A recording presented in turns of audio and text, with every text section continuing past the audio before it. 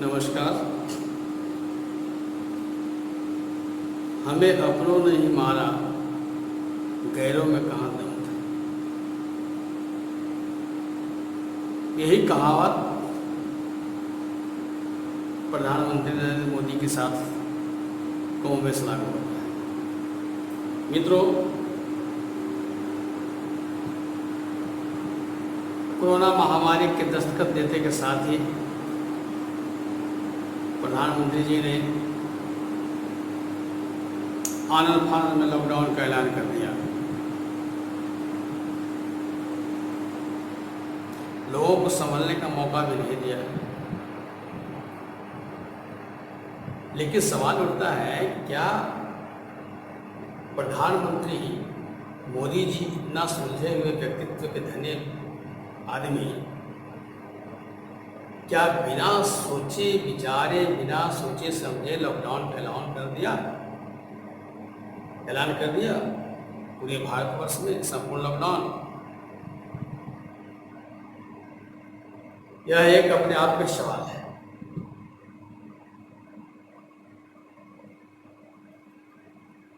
मेरा मानना है कि निश्चय ही उन औद्योगिक घरानों से सलाह मशवरा करने के बाद उन्होंने लॉकडाउन का घोषणा किया होगा, और वे लोग निश्चय ही प्रधानमंत्री जी को आश्वस्त किए होंगे कि लॉकडाउन के दौरान मजदूरों को वे लोग ख्याल रखेंगे। जब लॉकडाउन लग गया तब महज कुछ ही दिनों में मजदूरों का पलायन शुरू हो गया। इसका मतलब कि औद्योगिक घराने मजदूरों के साथ अच्छा व्यवहार नहीं कर रहे थे। अगर अच्छा व्यवहार करते तो मजदूर भागने के लिए मजबूर नहीं होते, क्योंकि जितना तकलीफ झेलना पड़ा उन मजदूरों को उस लॉकडाउन के दौरान,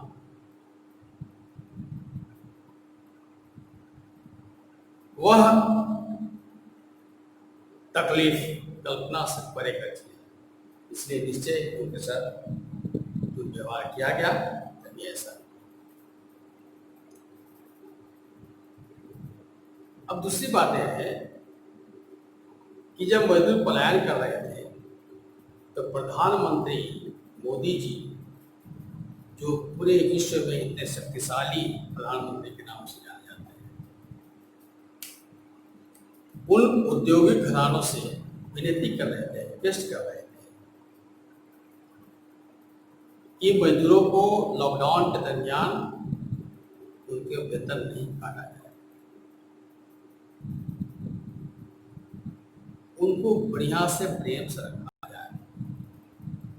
लेकिन क्या प्रधानमंत्री की इस रिक्वेस्ट का, इस विनती का असर उन अमीरों पर पड़ा? अगर असर पड़ा हुआ होता तो मजदूर भागने के लिए मजबूर नहीं होते।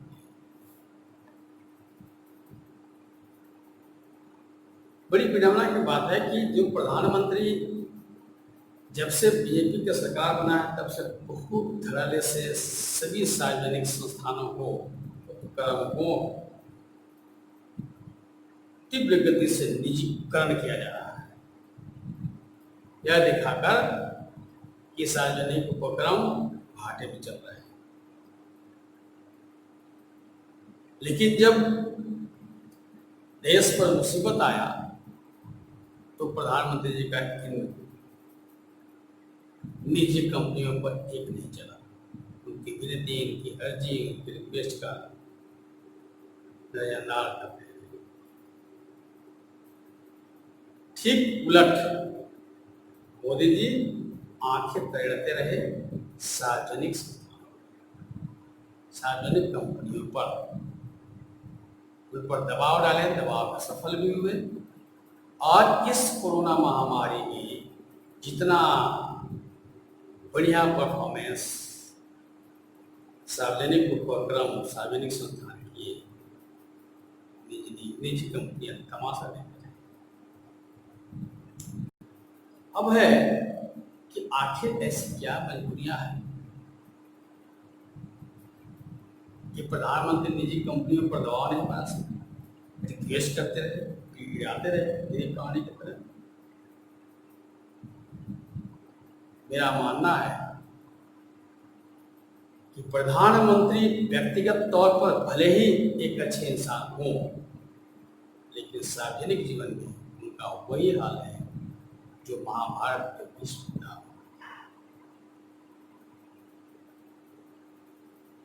महाभारत के भीष्म पिता मन में इतनी शक्ति थी, इतना सामर्थ्य था कि पांडवों पर हो रहे अत्याचारों को सहज ही हल कर सकते थे।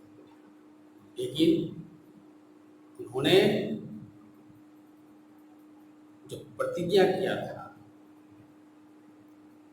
उस प्रतिज्ञा को अपना बंधन मानते हुए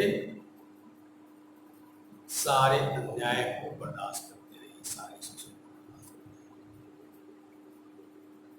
रहे। दूसरा कारण था, चाहे भीष्म पितामह हो या द्रोणाचार्य हो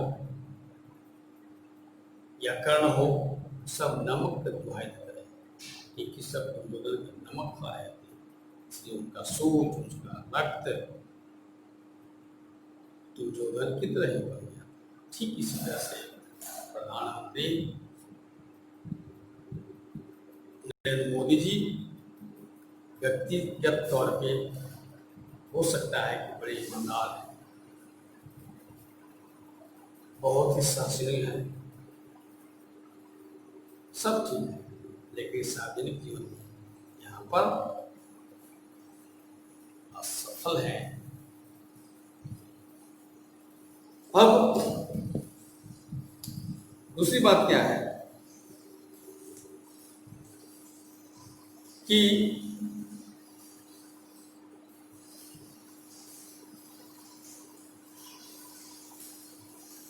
प्रधानमंत्री नरेंद्र मोदी पर सहज ही एक सवाल और खड़ा होता है।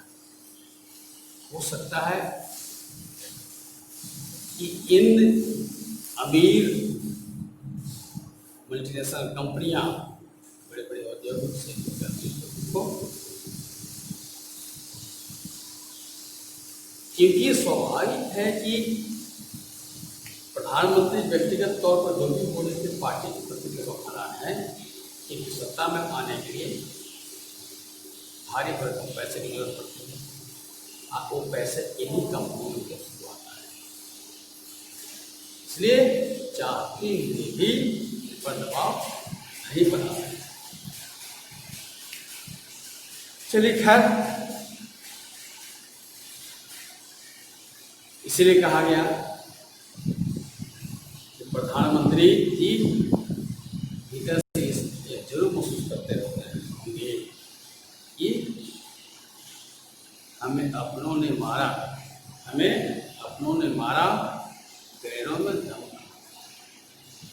अपनों पर भरोसा करके निश्चय ही लॉकडाउन उन्होंने किया, लेकिन जिन पर भरोसा किए उन्हीं के व्यवहार के कारण भागने के लिए मजबूर हुए, और परिणाम आज गांव में कोरोना फैल गया। अभी भारत का क्या हाल है, जब जाहिर है किसी से छिपा नहीं है। आए दिन 21,000 प्रत्येक दिन संक्रमित हो रहे हैं। आने वाला समय और कितना भयावह होगा तो समय ही बताएगा। दूसरी बात है कि जब मजदूर पलायन कर रहे थे, तब कुछ दिनों तक तो इनकी दुर्दशा देखते रहे, इन कर्तव्य विमूढ़ हो गए प्रधानमंत्री, करे तो क्या करेंगे। लास्ट में इन्होंने मजदूरों को अपने गांव, अपने घर तक पहुँचाने के खाना, चलिए मजदूर किसी तरह से बेचारे परेशान होते हुए, अनेक तकलीफ सहते हुए अपने अपने गांव, अपने अपने घर पहुँच गए। अब इनके साथ सबसे बड़ी समस्या क्या हो गई? बेरोजगारी की, भूखमरी की। बेरोजगारी और भूखमरी के कारण करीब करीब 13 करोड़ प्रवासी मजदूरों में आग सुलग गई। ऐसे तो ILO के अनुसार भारत में करीब अनस्किल्ड मजदूरों की संख्या 40 लाख है। और यह लॉकडाउन सबका रोजगार छीन गया।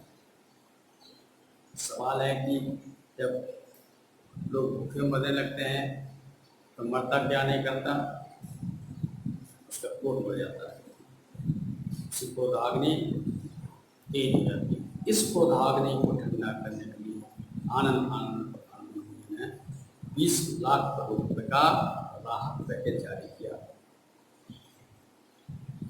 आम लोगों को सुनने में लगता है कि 20 लाख करोड़ रुपए बहुत ज्यादा होता है, लेकिन इसका रियलिटी को जानेंगे तो समझ में आएगा यह मात्र लॉलीपॉप था, सामान्य लोगों को बेवकूफ बनाने का एक साजिश है। अब 20 लाख करोड़ रुपए बैंकों के जरिए मध्यम वर्गीय लोगों को दिया जाएगा और मजदूर वर्गों को मनरेगा के द्वारा रोजगार दिया जाएगा, ये प्रावधान किया गया है। और 5 किलो चावल या गेहूं प्रत्येक व्यक्ति को 1 किलो दाल, थोड़ा नमक मसाला देने की बात है। चलो यहाँ तक तो ठीक है, मजदूर किसी तरह से खा करके जिंदा रह सकते हैं,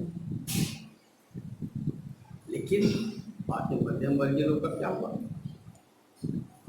मध्यम वर्गीय लोगों का हुआ कि इनको रोजगार को फिर से खड़ा करने के लिए बैंक के द्वारा कर्ज दिया जाएगा। जनाब, जो बैंक पहले से ही 10 लाख करोड़ NPA में जूझ रहे हैं, जिन बैंकों पर पहले से 10 लाख करोड़ लगभग कम से कम NPA है, नॉन परफॉर्मेंस अकाउंट हैं, मतलब वो जो कर्ज बांटे हैं वो बंद खाता में है, उन्हीं बैंकों को आप बोलते हो लोन देने के लिए, तो पहले अपने NPA का भरपाई करेंगे कि फिर से लोन बांटेंगे। इसलिए जब मध्यम वर्गीय लोग चाहते हैं बैंकों में लोन मांगने के लिए, तो बैंक कहता है जनाब राहत पैकेज तो जारी हुआ है, लेकिन राहत पैकेज के पैसे बैंक में नदारत है, नहीं है। इस तरह से मध्यम वर्गीय लोग बैंकों का चक्कर लगाते लगाते उनको कितने घुस गए, लेकिन कुछ करके डॉक्टर बैठ गए। अब आ गया खेती के टाइम। अब किसानों का हाल सुनिए। किसान के घर में तो खाने के दाने नहीं, अब बाजार में जो दाने हैं वो काफी महंगे हैं, बीज महंगे हैं, खाद महंगे हैं, सारे महंगे हैं। अब इनके लिए खेती करना भी मुश्किल है, किसी तरह से कहीं से जुगाड़ करके खेती कर रहे हैं।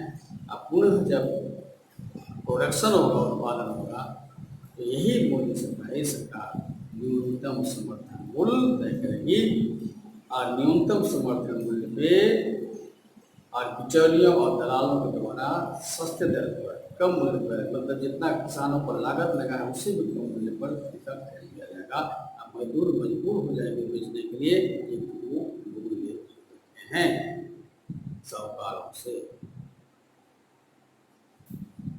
तो मध्यम वर्गीयों की भी हालत कब तक था, किसानों की भी हालत का बेहाल है, मजदूरों का तो किसी तरह से काम चल रहा है। तो यह स्थिति है हमारी सरकार। अब ये तो समझ सकते हैं कि यह सरकार आम जनता की है, मजदूर किसानों के है, मध्यम वर्गीय लोगों का है या अमीरों का है। कुल मिलाकर देखा जाता है कि यह सरकार अमीरों के आगे विवश है, पूंजीपतियों के आगे विवश है,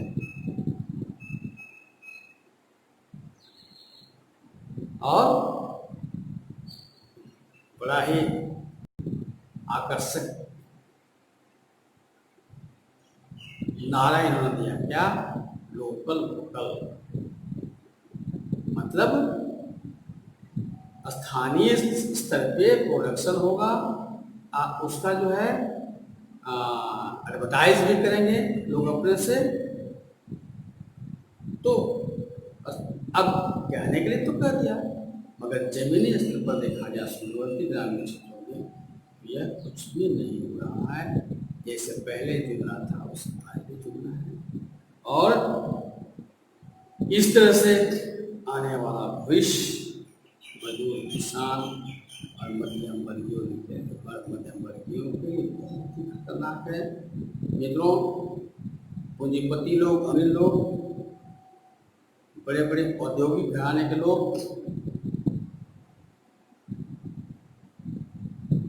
ये जो प्रधानमंत्री के साथ मिलकर के लॉकडाउन कराया, अचानक इसके पीछे कारण था क्योंकि बड़े बड़े जो उद्योग घराने हैं वो जो धंधा करते हैं उनका एक उद्देश्य होता है मुनाफा कमाना, चाहे जैसे मुनाफा कमाया जाए, मजदूरों को छुट्टी करके कमाया जाए, आधुनिक तकनीक लगाकर कमाया जाए। तो आपको जानकर आश्चर्य होगा कि ये जो उद्योग हैं, कंपनियां हैं, पहले से ही मंदी के दौर पर चल रही थी, और इंटरनल इनका प्लानिंग था कि इस मंदी से बचने के लिए जो औद्योगिक इकाई हैं उनको टेक्नोलॉजी से लैस किया जाए, मशीनीकरण किया जाए। अब मशीनीकरण करने के लिए मजदूरों को छंटनी करना आवश्यक था। कोरोना एक बहाना मिला, आज इस दरमियान इन्होंने अचानक लॉकडाउन किया ताकि मजदूर मजबूर होकर के भाग जाए और इन पर इल्जाम भी नहीं लगे। सांप भी मर गया, लाठी भी नहीं टूटा। अब मजदूर भाग गए, तो मजदूर तो बेकार से वापस नहीं जाएंगे। अब जितना मजदूर की आवश्यकता इन्हें थी उतने मजदूर इन्हें लोग रखे हुए हैं, इसलिए अभी भी उद्योग धंधे बंद नहीं हुए हैं। दिखाने के लिए गरीबानी आंसू बहा रहे हैं, गरीब सारे उद्योग धंधे बंद हो गए, महामंत्री के आने को हो गया, ये सब कहने का है, पर ऐसा नहीं है। उनका काम चल रहा है और इसी आड़ में लोग मशीनीकरण करेंगे, टेक्नोलॉजी लगाएंगे, चलता रहेगा। इसमें मारे गए मजदूर को। ये अलग बात है कि आने वाला समय में पूंजीपति लोग और औद्योगिक लोग, जो औद्योगिक इकाई हैं, ये भस्मासुर की तरह नष्ट हो जाएंगे, क्योंकि ये प्रोडक्शन तो कर रहे हैं, ठीक है, टेक्नोलॉजी का इस्तेमाल करके प्रोडक्शन आप कर रहे हो, पर आम पब्लिक जो उपभोक्ता वर्ग है उनके पास तो परचेजिंग कैपेसिटी है नहीं। जब परचेजिंग कैपेसिटी नहीं तो आपका खबर कहाँ होगा? तो प्रोडक्शन एंड डिमांड में बैलेंस बिगड़ेगा तो नुकसान तो उनका भी होगा। लेकिन अमीरों के आंखों के सामने तो घमंड का पट्टी बन गया है, इसलिए समझ नहीं रहे हैं, उनको नहीं समझ में आ रहा है कि जिस डाल पर बैठे हैं उसी को काट रहे हैं।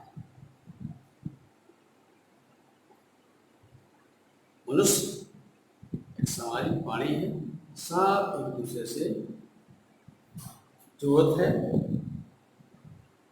उपभोक्ता वर्ग और उत्पादक वर्ग दोनों में बैलेंस है, तभी इकोनॉमी ठीक ठाक रहेगी, अन्यथा आने वाला समय में नष्ट हो जाएगा। ये अमीर लोग सोचते हैं कि हम प्रोडक्शन करेंगे, हमारे भारत में खपत नहीं होगा तो हम विदेशों में निर्यात करेंगे, यार पूरे दुनिया के एक ही हालत है, इसलिए ये सपना छोड़िए। और उपाय क्या है?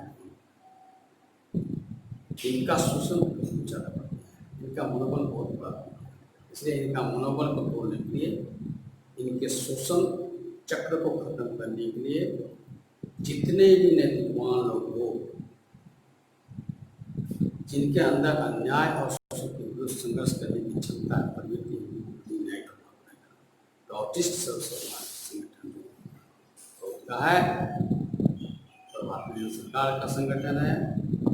यह संगठन नैतिकवानों को ढूंढ रहा है, यूनाइट कर रहा है, और यूनाइट होकर एक बार जबरदस्त उग्र आंदोलन करना पड़ेगा। बिना उग्र आंदोलन के पूंजीपतियों का जो शोषण चक्र है टूटेगा नहीं। इसलिए दुनिया के नैतिकवानों यूनाइट होइए, आइए आंदोलन कीजिए, और तब जाकर के समाधान हो सकता है। नमस्कार।